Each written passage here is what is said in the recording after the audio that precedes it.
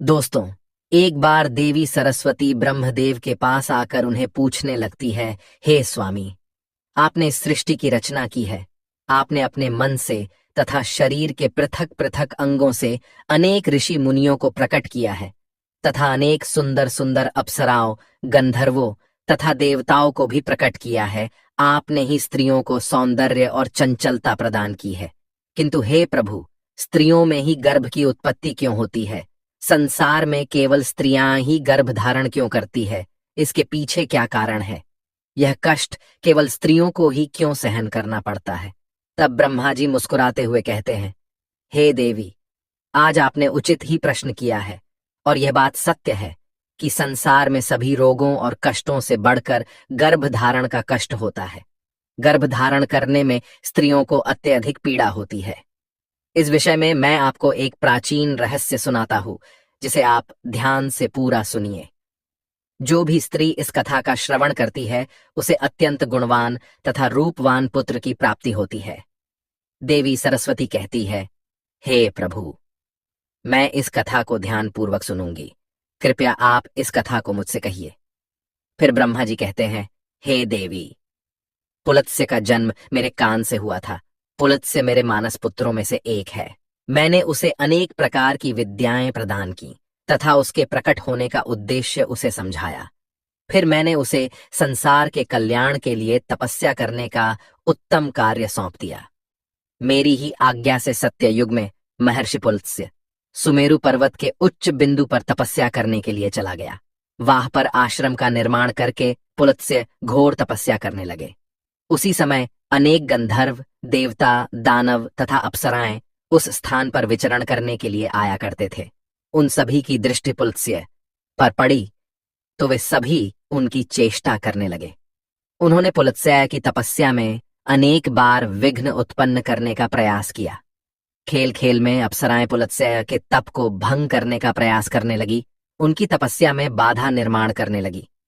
तभी पुलत्स्य ने क्रोध में आकर वहां पर उपस्थित सभी अप्सराओं और गंधर्वों को यह चेतावनी दे दी, आज के बाद जो भी प्राणी उनके सामने आएगा और उनकी तपस्या में विघ्न डालेगा, वह गर्भ धारण करेगा। पुलत्स्य की ऐसी कठोर वाणी सुनकर समस्त अप्सराएं, गंधर्व आदि भयभीत हो गए और वहां से डरकर दूर भाग गए।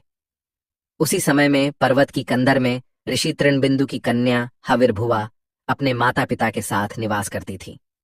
वह महर्षि पुलत्स्य के कहे गए वचन को नहीं जानती थी। फिर एक दिन वह अपनी सहेलियों को खोजते हुए सुमेरु पर्वत के उस स्थान पर चली गई जहां पर ऋषि पुलत्स्य तपस्या कर रहे होते हैं। तृणबिंदु की कन्या अपने सहेलियों को पुकारते हुए महर्षि पुलत्स्य के आश्रम पर पहुंच गई। जब हविर्भुआ महर्षि पुलत्स्य के सामने आकर खड़ी हो गई तो उनकी दृष्टि उस स्त्री पर पड़ी। महर्षि पुलत्स्य की दृष्टि पड़ते ही पुलत्स्य के श्राप का प्रभाव उस पर पड़ने लगा। तत्काल ही उसका शरीर पीला पड़ने लगा और वह उसी क्षण गर्भवती हो गई। अचानक स्वयं के शरीर में इस प्रकार का विचित्र बदलाव देखकर हविर्भुआ अत्यंत घबरा गई। उतने में ही उसकी सखिया उस स्थान पर आ गई तो हविर्भुआ ने उन्हें उस घटना के बारे में बता दिया। फिर हविर्भुआ की सहेलिये उसे लेकर उसके पिता के घर पर चली गई। वहां जाकर हविर्भुआ ने अपने पिता को सारा वृतांत सुना दिया। अपनी पुत्री की यह बात सुनकर महर्षि तृणबिंदु को बड़ा दुख हुआ। अब उन्होंने ध्यान लगाकर सब कुछ देख लिया तो उन्हें पता चला कि महर्षि पुलत्स्य के द्वारा श्राप दिए जाने पर उनकी पुत्री गर्भवती हो गई है।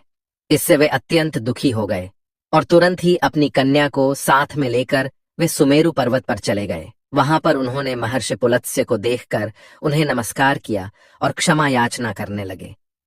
ऋषि तृणबिंदु कहने लगे, हे महर्षि, आप तो साक्षात ब्रह्मा जी के मानस पुत्र हैं। सारे संसार में आपकी कीर्ति है। आप परम दयालु और परम कृपालु हैं। आज मेरी पुत्री के द्वारा अनजाने में ही अपराध हुआ है। वह आपके द्वारा कहे गए कथन से अनजान थी। आप ही के श्राप के कारण आज मेरी पुत्री गर्भवती हो गई है। यह संसार की पहली स्त्री है जो गर्भवती बनी है। इसीलिए हे मुनिवर, अब मेरी पुत्री से कौन विवाह करेगा? इसे तो कलंक लग जाएगा। इसीलिए मैं आपसे प्रार्थना करता हूं कि आप मेरी कन्या को पत्नी के स्वरूप में ग्रहण कीजिए। मेरी कन्या सर्वगुण संपन्न है। उसके मन में किंचित मात्र भी दोष नहीं है। वह अनजाने में ही आपके श्राप को ग्रहण किया है। ये सदैव ही आपकी सेवा में तत्पर रहेगी। इस प्रकार से ऋषि तृणबिंदु ने आदर पूर्वक महर्षि पुलत्स्य से विनती की। तृणबिंदु के आदर सत्कार और स्तुति से महामुनि पुलत्स्य अत्यंत प्रसन्न हुए और हविर्भुवा को दिए गए श्राप से उन्हें बड़ा दुख हुआ। फिर उन्होंने ऋषि तृणबिंदु को आश्वासन देते हुए कहा, हे मुनिवर, मैं आपकी स्तुति से अत्यंत प्रसन्न हूं। मेरे ही श्राप के कारण तुम्हारी कन्या गर्भवती हुई है, इसीलिए मैं तुम्हारी कन्या को मेरी पत्नी के रूप में ग्रहण करता हूं। इसीलिए तुम अब चिंता न करो। इस प्रकार से महर्षि पुलत्स्य ने ऋषि तृणबिंदु की कन्या हविर्भुवा को पत्नी के रूप में स्वीकार किया। तदनंतर तृणबिंदु की कन्या हविर्भुवा महर्षि पुलत्स्य के साथ उनके आश्रम पर ही रहने लगी और दिन रात सच्चे हृदय से उनकी सेवा करने लगी।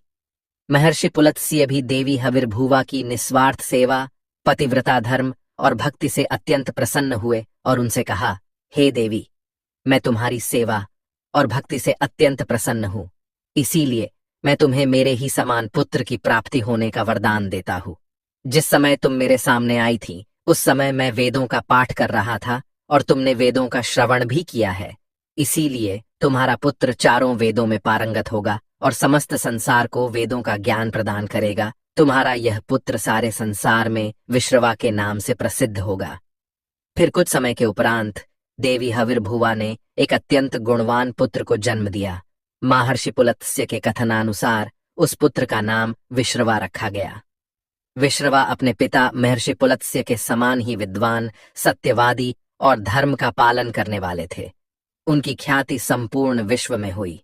उनकी कीर्ति और महानता को देखते हुए महर्षि भारद्वाज ने अपनी पुत्री इडविला का विवाह उनके साथ कर दिया।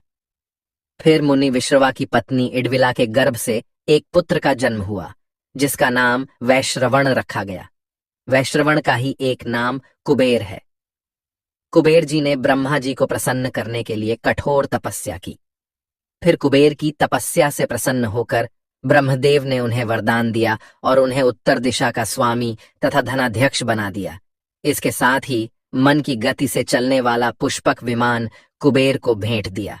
कुबेर जी धन के स्वामी हैं। गंधमादन पर्वत पर स्थित संपत्ति का चौथा भाग कुबेर जी के ही नियंत्रण में है। कुबेर जी ने उस धन का 16वां भाग मनुष्यों को प्रदान किया।